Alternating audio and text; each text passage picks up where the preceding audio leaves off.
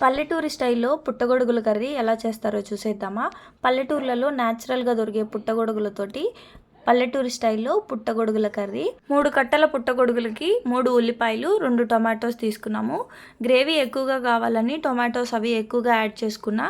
Mushrooms taste అనేది అంత ఎక్కువగా తెలీదు, కర్రీ తీయగా అయిపోతుంది. ఈ కర్రీకి టొమాటోస్, ఆనియన్స్ కొంచెం తగ్గించి వేసుకుంటేనే బాగుంటుంది. మష్రూమ్స్ టేస్ట్ అనేది ఎక్కువగా తెలుస్తుంది. ఆ తర్వాత పుట్టగొడుగులకి కింద పార్ట్ బ్లాక్గా అలా ఉంటుంది. ఆ తొడిమిలు ఇవన్నీ కట్ చేసేసి వాటర్లో వేసి నీట్గా వాష్ చేసుకొని వీటిని చిన్న చిన్న ముక్కలుగా కట్ చేసి పక్కకు పెట్టేసుకోవాలి.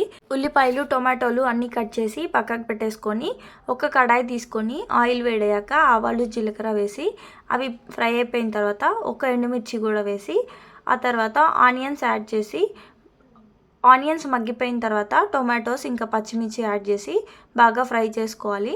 ఈ కర్రీలోకి మసాలా కోసం ఒక చిన్న ముక్క ఎండు కొబ్బరి, ఒక చిన్నది దాల్చిన చెక్క, 3 లవంగాలు, 1 స్పూన్ ధనియాలు, 3 తెల్లబాయలు వేసి బాగా మెత్తగా దంచేసుకొని టొమాటోస్ ఫ్రై అయిపోయిన తర్వాత పుట్టగొడుగులు కూడా యాడ్ చేసుకొని బాగా ఫ్రై చేసుకోవాలి. ఇందులో ఉప్పు ఇంకా పసుపు యాడ్ చేసుకొని బాగా ఫ్రై చేసుకోవాలి. పుట్టగొడుగులు కొంచెం మగ్గిపోయిన తర్వాత ఇందులో కొంచెం అల్లం తెల్లగడ్డ పేస్ట్ కూడా యాడ్ చేసుకొని అల్లం తెల్లగడ్డ పేస్టు పచ్చివాసన పోయే వరకు బాగా ఫ్రై చేసుకోవాలి. ఈ కర్రీలో ఆనియన్స్, టొమాటోస్ తక్కువ యాడ్ చేసుకోవాలి. అలాగే వాటర్ కూడా ఎక్కువ యాడ్ చేయకూడదు. అప్పుడే పుట్టగొడుగుల టేస్ట్ అనేది మనకి బాగా తెలుస్తుంది.